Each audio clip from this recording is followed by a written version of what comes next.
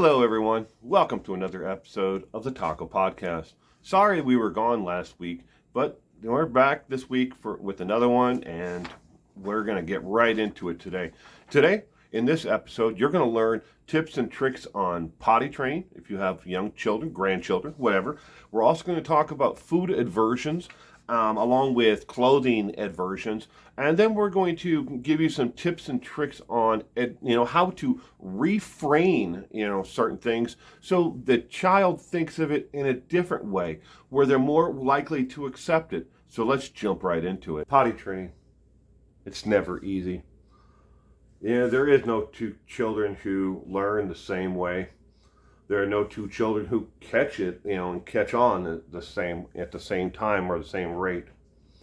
But here are a couple of tricks that me and my wife, my friends, family members have all used when it comes to potty training.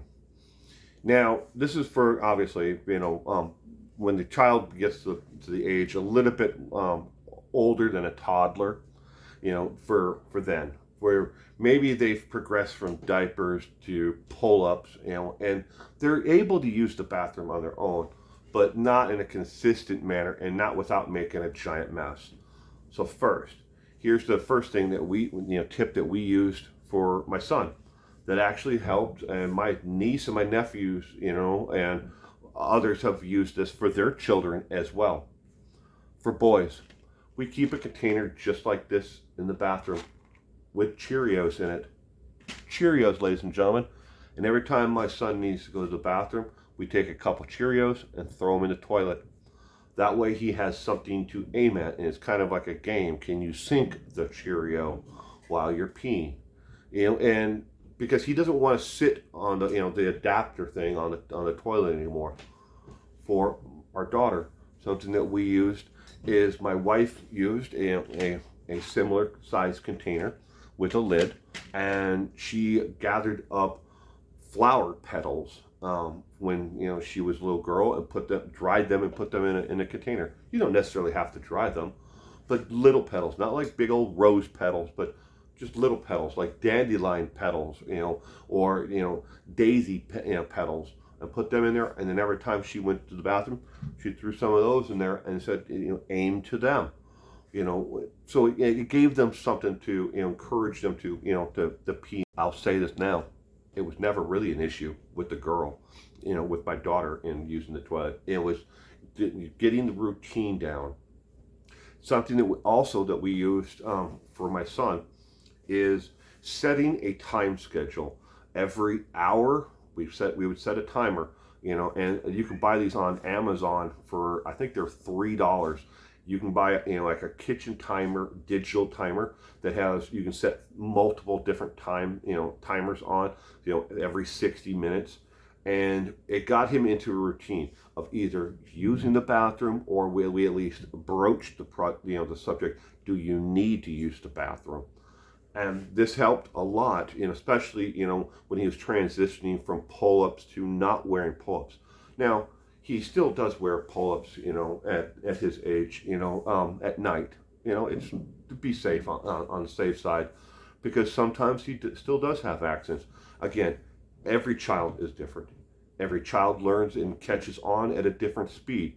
So don't ever, if you're potty training, one of your children or grandson or granddaughter or whatever, don't ever say, look, and compare that child to another child and say, well, these children all caught on by the age of 4. These children all caught on by the age of 5. There is no right or wrong answer here. Aversions to food. This has been an ongoing issue since my son has been able to, basically eat solid food by himself. Even with some aid of us, feeding him. There are certain foods that he just doesn't like, either the texture of it, the taste of it, the color of it, or the smell of it. Aversions to food. On top of that, my son and a lot of children out there in this world, from what I know personally, nieces, nephews, or friends, of mine who have little children or raised children, he has an aversion to food that touches other food. His vegetable can't touch the main dish. His main dish can't touch the dessert or the bread or whatever else is on the tray or on the plate, all right? So just handing him, a Spider-Man plate with dinner on it, I mean, he loves spicy, but if the food is touching each other on here, he wouldn't eat them. So something that we did to get past that and to, bring new foods into the circle where he could try them, and then see if he actually enjoyed them, was we went to Walmart.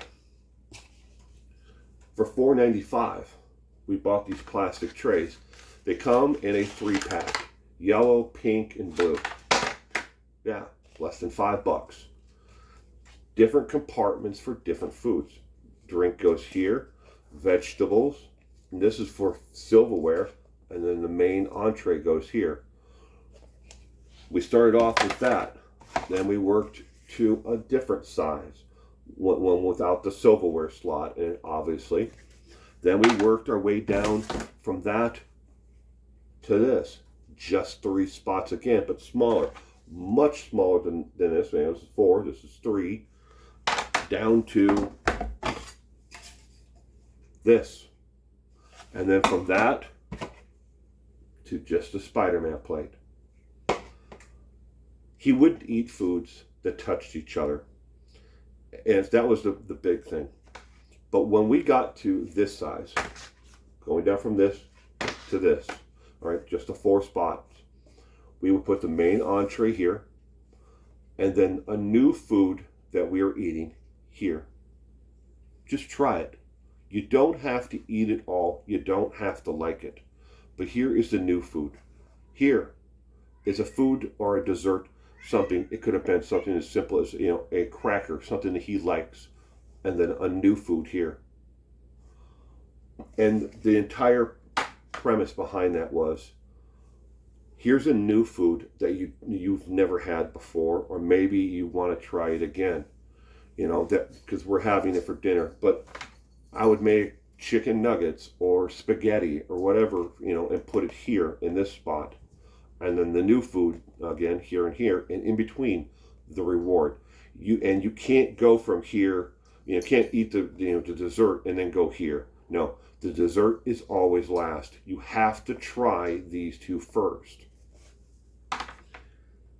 But we always made him understand, and he still does to this day, that we just want him to try the food. Just try it. See if you like it. I mean, it may be a similar food. Like, instead of the spaghetti, maybe it's Alfredo sauce, spaghetti, on here. Or maybe here, instead of corn, it's, cooked, asparagus. It's something that he hasn't had before. Maybe it's not, it's asparagus. He likes asparagus, but maybe it's asparagus with, hollandaise sauce on it or something. You understand the point. But it's something different from what he's had before. It encourages them to not only have something that they can eat, and they can eat, he'll eat the spaghetti. He likes that. He likes the chicken nuggets. He'll eat that. But there are other foods that are on there, on his dish, on his tray, plate, whatever, because we do it now even with Spidey, because we've gotten him away from that aversion, the foods not being able to touch each other. We broke that. Now we just give him up his, we put his plate on the table, and it has his food on there, and it may have something new, and we ask him, please try it. It works. I don't know how else to say it, but you have to have patience. And all of this, 3 of these, less than $5. This was $1.99. These came in 3 different colors. These were the same price as these from Walmart. They may not have these exact models anymore, but they sell similar ones at Walmart, Target.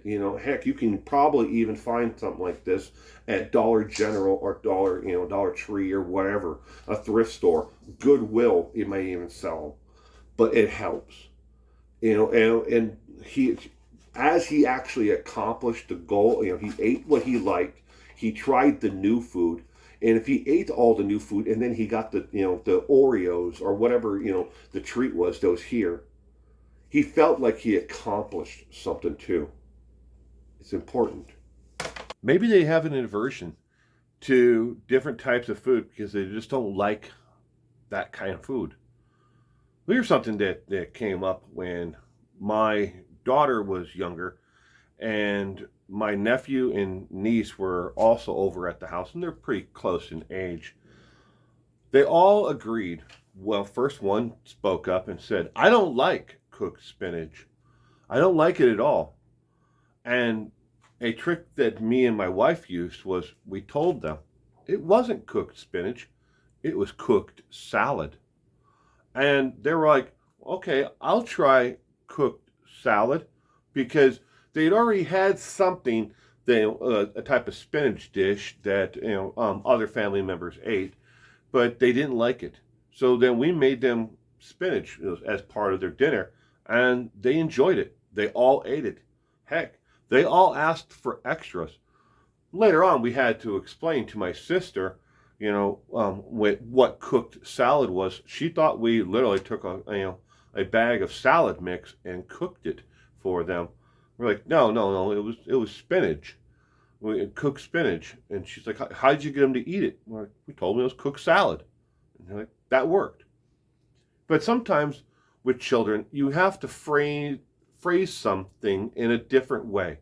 Maybe instead of saying that it's, meatloaf, maybe you tell them it's, a cake, a beef cake, or whatever you might, or a turkey cake, or a chicken cake. It's not meatloaf, it's something else. Rephrase it in a different way where they're going to like, I've never had that before. Maybe I'll try that. Maybe I'll even like it. But at least they'll try it then. Another thing that you can do along the same line is ask them, communicate with them and ask them, what don't you like about that? And a lot of times they're like, I don't like the texture of it. And it's like, is it because it was too mushy, too hard, too soft? What is it that you didn't like about that last time we had it? Back to the asparagus. My son loves just regular steamed asparagus, but he doesn't like sauces on it. He doesn't like seasonings on it. So we gave him the option. How about asparagus, instead of the hollandaise sauce on there, how about melted Velveeta on it? Because you like Velveeta. Do I? Well, we use Velveeta when we make grilled cheese sandwiches. It's like the yummy, gooey part of the inside of a sandwich on your actual asparagus. Okay. So then he tries it, and he likes it, and then he eats it. And then the next time, we make it as more of a frontal part of the actual main dish for him. And then we slowly try to transition away from, the processed food, the chicken nuggets. Maybe next time you don't like the lasagna, maybe because it's too hot, or there's too many things in there, too many different textures and too many different flavors. How about this? How about we just make some extra lasagna noodles and we put them in a container? It's nothing to freeze, cooked, noodles, and then you take them right out of the freezer. You can throw them inside of a sandwich bag and pull them out whenever you want. Heck, eat them by themselves. Put a little butter on it. You might like it yourself. But just take the noodles and then say, okay, how about this? How about the noodles with some spaghetti sauce? I don't like that, they say, but you refrain it this way. Do you like spaghetti? Well, yes. Well, it's just like spaghetti, but with a wider noodle. You see what I'm saying here? You rephrase it in a different way to make them want to try it, or to enjoy it even more. But keep them part of the loop when you're talking about the actual item itself. It goes a long ways. Clothing. Whoever thought that getting a child to wear new clothes would be so hard? I have seen every single one of my friends come across this issue with their children as they were raising them. I've seen it with my nieces and nephews, and I've seen it with my daughter, and I've definitely seen it with my son. New clothes. The first thing right off the bat, what you need to do is you need to remove the tag. If you buy the clothes and they have a tag in the back, remove it. Or if it's on the side, by the seam, remove the tag. I know it sounds weird, but they're gonna find anything within the actual item itself that they're not going to like itself. I don't like it. It's got tag. Ooh, it's itchy. It scratches my skin. They don't like it. Children don't like things that are changing, especially if they haven't been given, some sort of feedback or, part of the actual process itself. We can't always buy the clothes that our children want. We're all strapped for cash these days, and some of us more than others. And we have to buy what we can afford to put on them. We have to find the bargains on those clothes wherever we can. If it's Ross for Dress for Less, or if it's one of those stores like that, Walmart, wherever, Goodwill, Salvation Army, wherever. But I've seen this again with all my friends, kids, and my nieces, nephews, my daughter, my son. I've seen it again. But what you need to do, instead of putting together an outfit, make them part of the actual decision-making process. And this is what we've done with my son, is Monday through Friday, we give him 2 days out of those days, Monday through Friday, where he gets to pick the entire outfit. Pants, shirt, underwear, socks, shoes, whatever. The whole outfit that he's going to wear to school or whatever we're doing. But it's Monday through Friday. All right, he gets 2 days. And then, so he might pick Monday, he might pick Friday. So Tuesday, Wednesday, and Thursday, we pick out the items for him with him. We're like, how about this shirt with these pants? How about these pants with this coat and these shoes? We try to make him part of the process, so he doesn't feel like, hey, you're just telling me what I have to wear. Involve them in the decision-making process. It will help a lot. And I'm not telling you have to go out there and buy exactly what they want, because if I bought my son exactly what he wants to wear to school, he'd be wearing Spider-Man underwear, rain boots, and a hat. And that's it. So, obviously I can't send him to school in that. I can't send him to church like that, or to, someplace else in society. Well, there are probably some kind of groups out there that would enjoy that, but that's beside the point. You have to involve them with it, and make them part of the process from the buying of the items all the way through. And instead of just buying them clothes or saying, here's these hand-me-downs from your brother, you're going to wear these now. Make them part of the process and say, look, do you like these pants? How about these shirts? Do you like these shirts? And make them part of it, and give them a choice where they get to put together the entire outfit. Ladies and gentlemen, today, 76 degrees outside. My son decided that he wanted to wear shorts, and regular, shorts, underwear, shorts, and he wanted to wear a tank top, and he's wearing rain boots today to school, because that's the outfit, ladies and gentlemen, that he picked out. Would I accomplish anything by fighting with him over socks and shoes as opposed to the rain boots? I got him on the school bus today, and he'll go to school today. He may look different from other kids who are in school today because they're probably wearing sandals, or tennis shoes, but he wanted to wear his rain boots, his Spider-Man rain boots today. And ladies and gentlemen, here's a little tip. They're not really Spider-Man rain boots. They're just plain white rain boots that I bought at Walmart, and I bought a stencil of a Spider-Man, and then I put together the block letters, the word Spider-Man, and I bought myself a 99-cent can of spray paint. Spider-Man rain boots, ladies and gentlemen.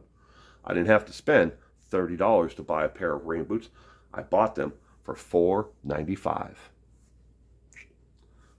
But you get my point.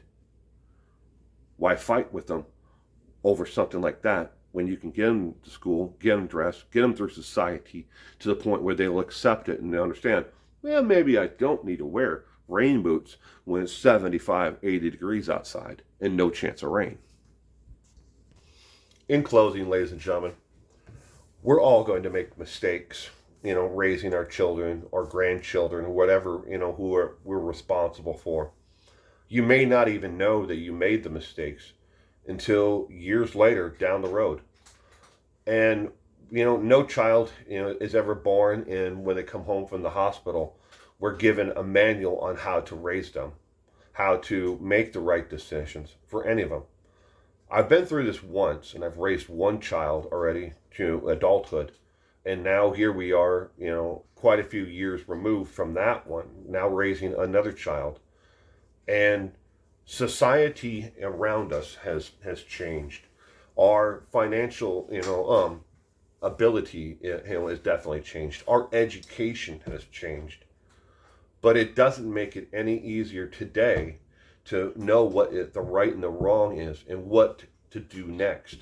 What decisions are, should you make? There is no handbook.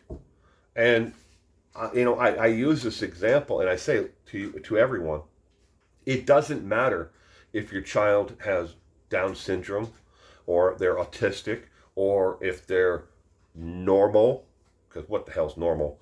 Or if they have another learning disability or barrier to an education, whatever. You're going to find unique situations with every child, and every child is different, and where you're going to make decisions, and then later on, they may be turned out, well, I shouldn't have done that. I should have done this instead. Don't second guess yourself. Do the best you can. No one is going to make 100% of the right decisions. We do the best we can, and we give them and instill the morals and ethics and standards that we want, and the religious beliefs and everything else. We give them this, and then we say, look, to the world out there, this is our precious little child. Please do not destroy this life. Please do not trespass upon this. We will do everything as parents as we can to protect our child. And it doesn't end at the age of 18. Hell, my daughter's 24, and if something, or someone tries to hurt her to this day, I'll absolutely freaking destroy them. Because that's Papa Bear. That doesn't leave you ever. As mom or as dad. It never leaves you. We may not agree with who they become later on in life, but right now, as we're raising them, we do the best we can. And we instill these morals and ethics, like I said. And that's really, at the end of the day, that's all we can ever really hope for, is to be able to raise a healthy child, to be able to get to the point where they can go out on their own and then build themselves, along the way to become a dominant, or part of society, a good member of society in their community. Again, there are no right and wrong answers, and we're all going to make mistakes. Do the best you can. And if I can give you one more little tiny piece of advice, is network with other parents. Don't ever try to take the entire thing on. Reach out to a grandparent, reach out to a sister, brother, someone else at the school. Ask them, how did they deal with these issues, especially those who've already raised children. Say, look, I'm having this issue. Do you have any advice on how to address this issue? Potty training, clothing, food aversions, whatever it may be. You need to reach out because people have other ways. Maybe their idea isn't exactly what's going to work for you, but it may spark an idea with you where you'll be able to say, oh, okay. So, again, be happy. Raise happy children. You're going to make mistakes, And you know what? When you end of the day, when you put the two scorecards together, the wrong and the right, I know you're going to make the right decisions. And they're going to be a lot more on the right decision card than the wrong decisions. God bless you. Stay safe out there.